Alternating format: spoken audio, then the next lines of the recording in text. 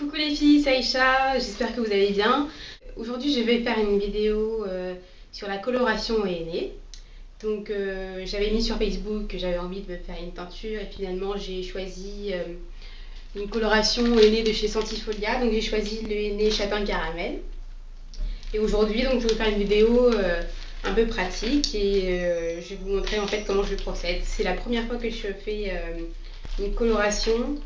Et surtout une coloration naturelle au henné, donc on va voir ce que ça va donner. Donc j'ai pris 150 grammes de henné colorant que je vais mettre dans mon récipient en plastique.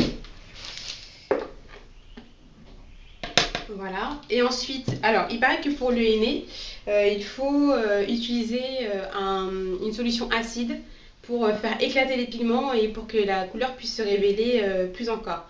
Donc moi, comme encore une fois c'est la première fois que je fais un henné, je ne sais pas quel résultat je vais avoir, donc j'ai pris 300 ml, j'ai pris 200 ml d'eau et j'ai rajouté 150 ml de jus de citron, donc que j'ai pressé, que j'ai mis dans ce mélange.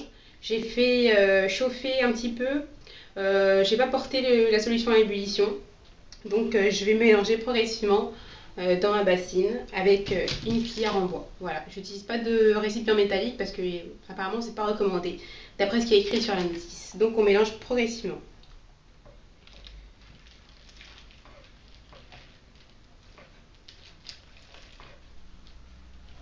Donc là j'ai rajouté un petit peu d'eau, je mélange.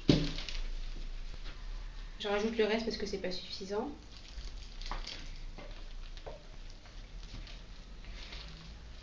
Et apparemment il faut ajouter de l'eau jusqu'à ce qu'on ait une consistance qui ressemblerait à celle de la crème fraîche ou d'un yaourt.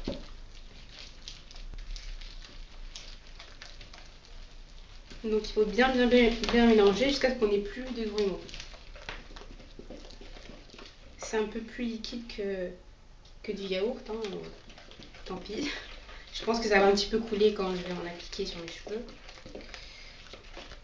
Mais c'est pas grave. Donc pour 150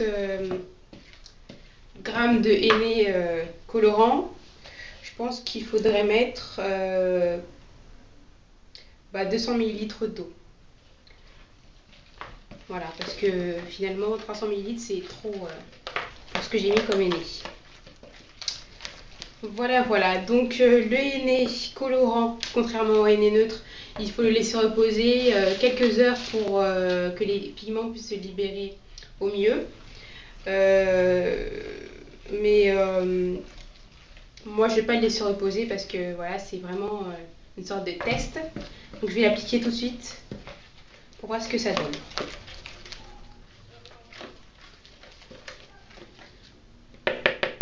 Donc les henné châtain clair, c'est pas du henné rouge ou à reflet orangé comme les henné des mamans, je vais te dire, parce que ma mère a fait du henné, mais c'est du henné naturel, donc il est assez colorant. Donc moi le mélange que j'ai, qui a été fait par Sentifolia, c'est du henné neutre justement, le henné rouge. Il y a dedans de l'indigo et puis du brou de noix. Donc vraiment pour rester dans les teintes marron. Donc on va bien voir ce que ça va donner. Et moi je pense que j'ai à peu près cette teinte là. Et ça va un petit peu renforcer. Là je sais pas si on peut voir un peu la couleur que j'ai.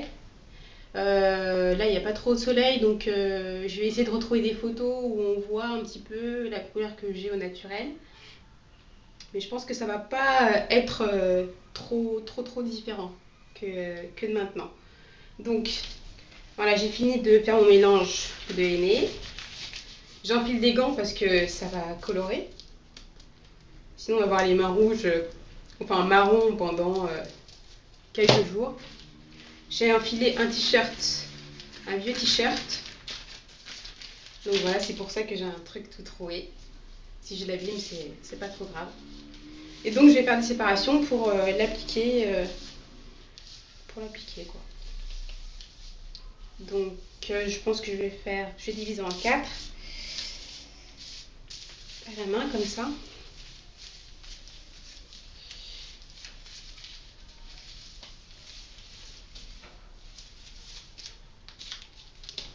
Donc j'ai pris des petites pinces.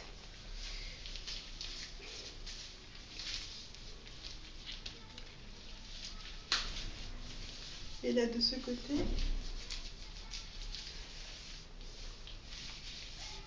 Alors là aussi, normalement, le henné, il faut le faire, pour qu'il y ait vraiment une bonne prise, il faut le faire sur des cheveux propres. Bon, les miens, je les ai lavés mercredi, là on est dimanche. Donc encore une fois, c'est vraiment du test, donc je fais ça comme ça. Je ne me suis pas lavé les cheveux au préalable, ils sont sales de 3 jours. Et puis, on va voir ce que ça donne. Hein. Voilà. Donc je vous conseille aussi, quand vous allez faire vos préparations, de bien vous protéger avec des journaux. Donc là, j'ai mis des journaux un petit peu partout, pour ne pas en mettre partout. Alors aussi, une autre précision, le henné a tendance à sécher un peu les cheveux, donc je pense que je vais rajouter un petit peu d'huile de pépin de raisin. Voilà, donc de l'huile de pépin de raisin que j'ai acheté chez Carrefour. Je vais en mettre 2 cuillères à voix. Je pense que ça va être suffisant. Là aussi, j'ai vu certaines vidéos où des filles rajoutaient de l'après-shampoing directement dans la préparation pour éviter que les cheveux soient trop desséchés. Mais comme moi j'ai envie de voir quand même à quel point ma préparation peut prendre, je pense que si mes cheveux sont secs au rinçage, je ferai plutôt un soin profond après le lavage pour pallier justement au dessèchement du henné. Voilà. Alors donc le jus de citron ou alors une solution acide, soit citron, soit vinaigre de cidre, c'est vraiment des astuces pour que le pigment soit plus libéré, que le henné soit vraiment plus colorant. Je sais aussi que la congélation et la décongélation du henné fait éclater les pigments. Je ne sais pas exactement si c'est des pigments qui éclatent, en tout cas là aussi le henné sera encore plus colorant.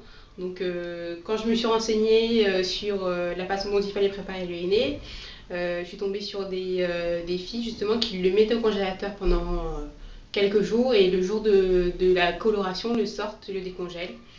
Et voilà, il paraît que ça a un pouvoir plus colorant. Donc moi je ne l'ai pas fait reposer, je ne l'ai pas fait décongeler. J'ai rajouté du citron quand même. Mais c'était pas que du citron, il y avait de l'eau. On va voir ce que ça va donner. Donc je commence l'application. Et voilà, il paraît que aussi plus il y a de henné, mieux la coloration sera. J'espère vraiment que vous arrivez un peu à avoir la couleur avant application. Donc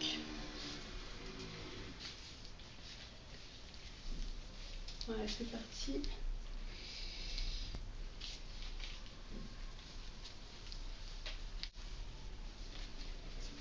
Bon, pour le moment ça va, ça coule pas trop. Je n'ai pas fait tomber. Oui, il faut essayer de pas trop s'en mettre sur la peau parce que ça c'est du henné colorant, c'est pas du henné neutre. Donc après il faudra bien que j'essuie mon oreille. Bon bah j'ai la peau noire, j'ai pas trop de problème par rapport à la coloration marron. Mais voilà, on fait quand même attention. Et donc en fait j'ai choisi de faire une coloration naturelle. Parce que déjà j'avais envie de changer de tête un petit peu, mais sans que ce soit trop radical. Alors j'ai préféré le henné parce que c'est une coloration naturelle. Et puis voilà, je voulais en fait du changement sans que ce soit trop flagrant et une couleur qui respecte les cheveux, c'est mieux. Donc sinon je fais déjà des soins au henné neutre. Donc le henné neutre c'est aussi de la poudre, c'est une poudre végétale, mais c'est pas de la même famille que le henné apparemment. Mais ça a les mêmes propriétés, donc ça va fortifier, gainer le cheveu. Donc là en plus d'avoir une coloration, j'aurai en plus des cheveux plus beaux normalement, qui vont sortir plus brillants, plus gainés et plus forts. Et plus épais, donc c'est très bien. Parce que là je dois me défriser et moi je me suis défrisée il y a une semaine. J'ai les cheveux un peu raplapla là depuis, alors que je les ai même pas lissés. J'ai fait des bantous qui sont retombés. Donc Si ça peut m'apporter un petit peu plus de volume à mes cheveux, voilà, je prends. Alors aussi, une mise en garde concernant les colorations hennées, parce qu'apparemment, il y a des colorations hennées qui ne sont pas naturelles, dans lesquelles on va ajouter des sels métalliques pour que justement la couleur soit plus prononcée. Mais ce sont des hennées modifiés chimiquement. Je ne sais pas si ça se dit modifiés chimiquement, mais je pense que vous comprenez. Et donc ces hennées-là sont dangereux parce qu'ils font des interactions avec nos cheveux défrisés. Enfin, si vous avez les cheveux défrisés. Donc c'est-à-dire que si par exemple vous avez fait un défrisage et que par-dessus vous mettez du henné qui n'est pas naturel ou qui n'est pas, je veux dire que vous n'avez pas acheté dans une arboristerie ou sur Sentifolia ou sur Aromazone par exemple, vous pouvez tomber sur des hennées justement qui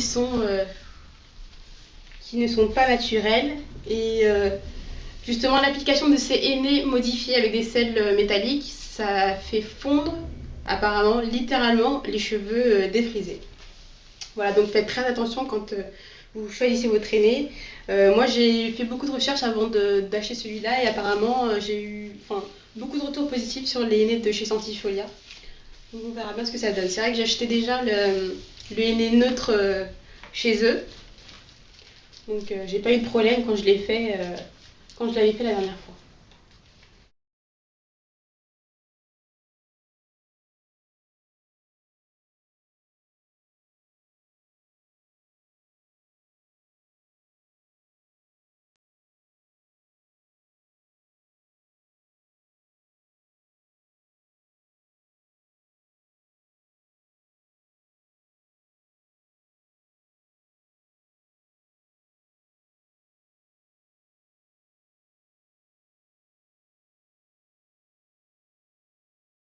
Voilà. Alors je vais filmer. Je retire mes gants. Alors je vais filmer avec du cellophane.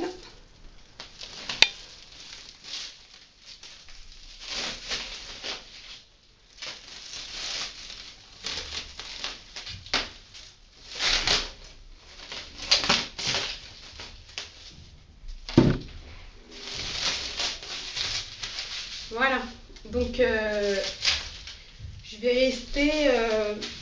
Je crois que le temps de pause va de 30 minutes à autant de temps qu'on veut. Il y en a qui restent une nuit avec. Moi je pense que je vais rester 1 heure minimum. Ça dépend de ce que j'ai à faire en fait. Là je vais m'occuper un petit peu. Et puis voilà. Donc de toute façon je vous dirai le temps de pause exact. Et une fois que je vais retirer le cellophane, pour le rinçage, je ne vais pas faire de shampoing parce que ça risquerait de faire dégorger la couleur. Alors je vais faire un co-wash avec un de mes après-shampoing Herbe à Essence. Donc voilà, tout à l'heure pour la suite de la coloration. Ça y est, donc là on est le lendemain de la pose du henné. Je l'ai gardé hier soir 3 heures. Ensuite, j'ai fait un shampoing finalement, parce que il y avait beaucoup de résidus de henné, de petits grains de henné.